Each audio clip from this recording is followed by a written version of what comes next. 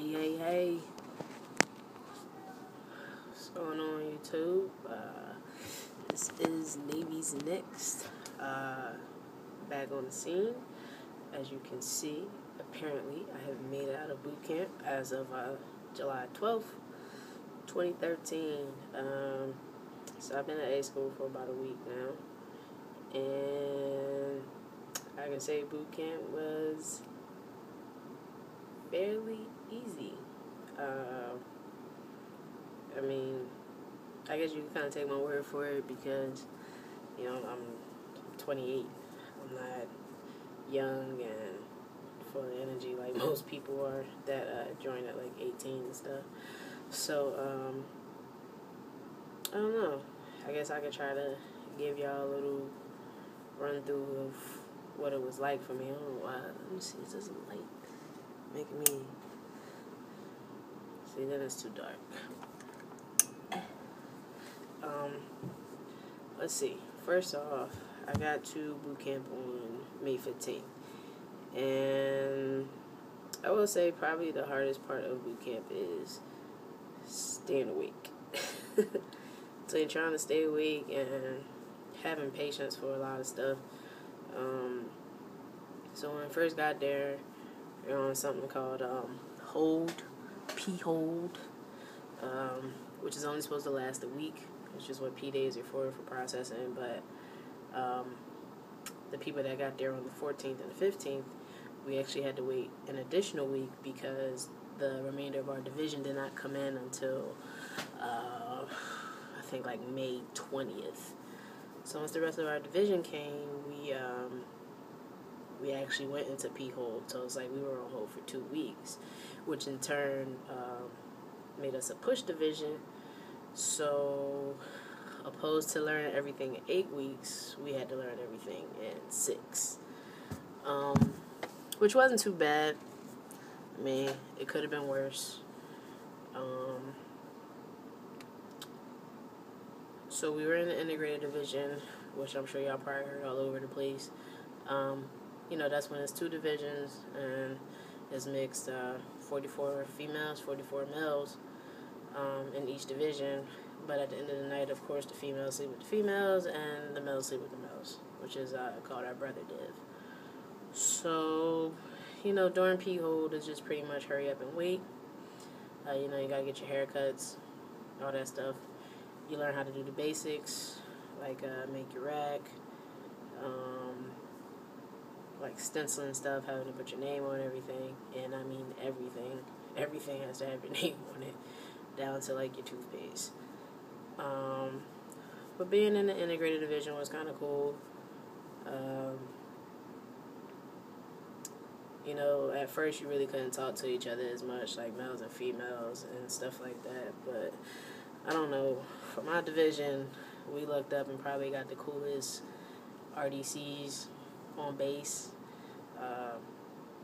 because they were just really down to earth, real mellow, always telling jokes, stuff like that.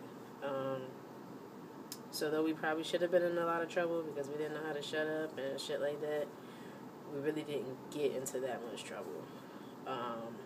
But anyway, I'm jumping off subject. So P-hold, like I said, they say P days are free days, and it's just hurry up and wait. You got the stuff I mentioned, and you got the moment of truth.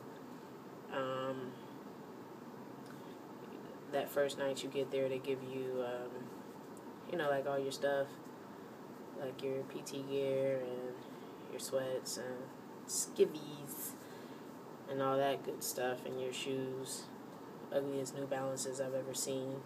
I'm sure a lot of you guys are gonna toss them like once you finish boot camp, 'cause fucking shoes are hideous. So you do all that first week, and you're with RTCs, probably you're with different ones each day for that time that you're in P-hold, because you'll be in the Pearl Harbor, which is ship 1, which is where everybody starts at when they get there.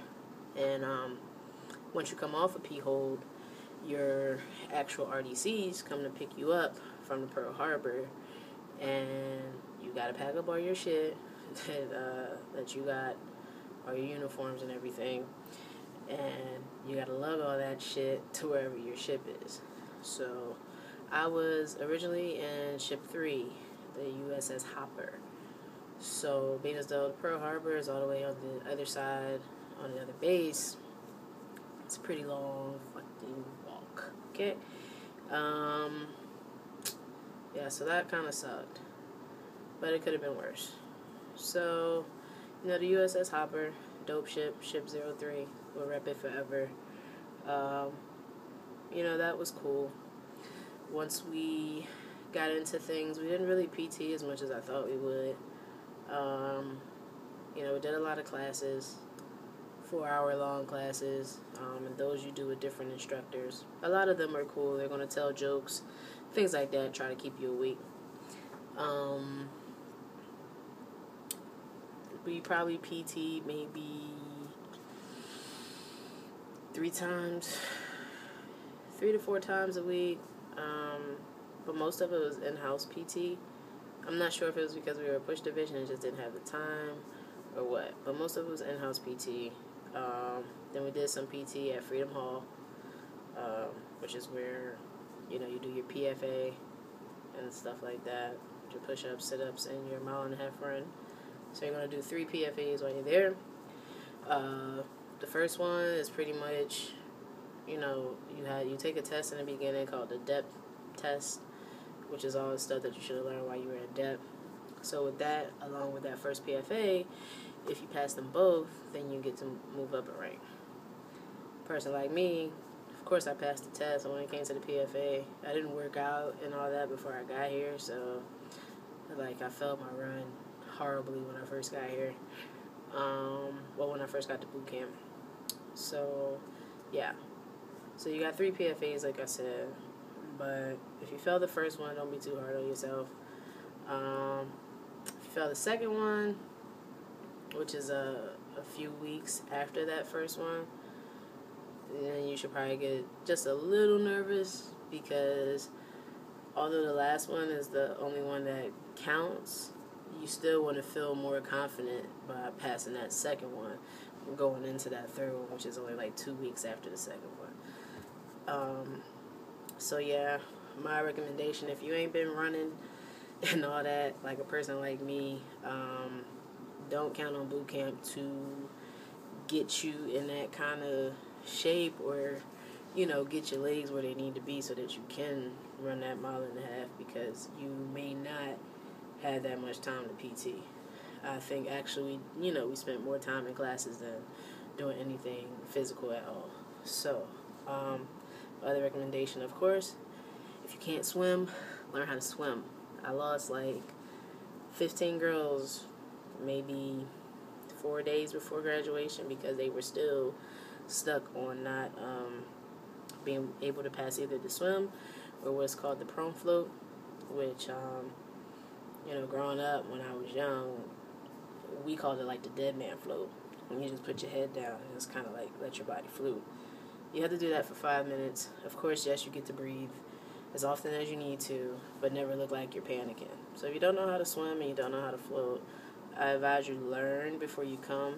Although they will teach you, the time that you miss with the division as far as classes and mandatory things is just not worth it. So it's pretty important to know how to swim before you come. Your swim call, ours, once we got started, was our first week, was our 1-3 day of training was our swim call. And when I heard it, the RTCs were oh yeah, we're going to see if you guys can swim tomorrow. I'm thinking they were oh yeah, we're just going to see if you guys know how to swim, and, before you guys actually take the swim test.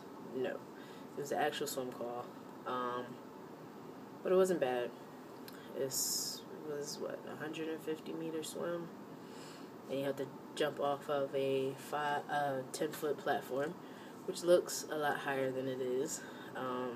For those of you scared of heights, if you don't jump off, they'll give you a nice little nudge off. So yeah, you can do 4 different strokes. I think it is the freestyle, the side stroke shit, elementary backstroke, and something else. But they show you all the strokes that you can do prior to swimming. Also, you have, so you got the swim call, you got P days, you got PT. Then as you go on, of course you have 3 assessments, not including that depth test that you take. So I guess it's 4 tests altogether. But the 3 assessments are very important, because if you fail the depth test, it's no big deal. Like, it doesn't matter. But the 3 assessments, you have to pass those. And pretty much the way ours is set up, I'll just say that our RDCs, and I think all RDCs make the test seller proof.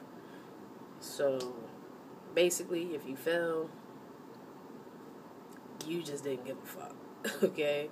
I think test 1 is 50 questions, test 2 60, and I believe test 3 was 70 questions. Okay? I got like I got 4.6 on test 1 and 2, and 4.8 on test 3. So it's duty session 1's duty day, so people have to stay and watch. Anyway, so yeah, so it starts out at a 5.0, and you get X amount wrong, and it starts to bring your score down. I don't think you can get below a 3.2. You get below 3.2, that's considered failing, and that means you got a shit ton wrong. Okay. Know your general orders going in. Know your seller's creed, of course. You're gonna stand inspections, which is another dreadful like few hours. I think altogether, I think you stand like 2 inspections for each phase. You have cart phase, which is that first one, which a lot of stuff doesn't really count against you. It kind of prepares you for the following 2 phases. So you have cart phase, MCA phase, and FEP phase, which is your final phase, or whatever. So you'll stand inspections, uniform inspections. They'll ask you questions about your chain of command and rank and recognition. Yeah, a lot of people had trouble learning a chain of command, but there's a trick to learning everything. So when it comes time to learning a chain of command, make sure you learn them in groups. There's an officer and an enlisted personnel for each command. You'll understand what I'm talking about once you get there. Training guide is your best friend. It really is. It's going to go everywhere with you. If you're standing in line at a galley, you got to read it. You got to read it all day long, basically, especially during P days when you are going through medical. It's very, very long, boring days, and like I said, a lot of hurry up and wait, a lot of sitting and waiting, because it's not just like, oh, I'm done, I can leave. Like, you have to wait for everybody to finish, and then you guys might leave. Like, sometimes you sit there for another 1 or 2 hours, just having to sit there and read your training guide. There's no talking in the P-ways, which are the hallways, no talking in the galley, which is, where you eat chow. Hopefully you guys look up with some good RDCs like I did. I prayed hard for some really cool RDCs, and I got some hella cool RDCs. So when it came time to, like, IT and stuff like that, I can't say that my division really did too much of that. I think we had divisional IT twice. And that's when they announced that shit over to 1MC, like, oh, Division 261 and 262, Divisional ITE. And, they're only allowed to ITU for no more than 45 minutes. And they have IT card. Whenever you see that, a little orange laminated card come out of the pocket, yeah, your ass is about to get beat. There's only certain exercises that they can do or whatever. You'll find all that out. So yeah, see what else. You got your 3 assessments that you must pass. If you fail it once, you get a chance to retake it. I had a few people fail. But depending on if you're a push division, when you get to that third assessment, you may not have a chance to retake that third test, which in turn, you can get ASMO. ASMO meaning setback in training, which is something that you don't want to do. So make sure while you're there, you use your time wisely, because you're going to have plenty of time to study. Trust me, okay? And plus, when it comes to failing tests or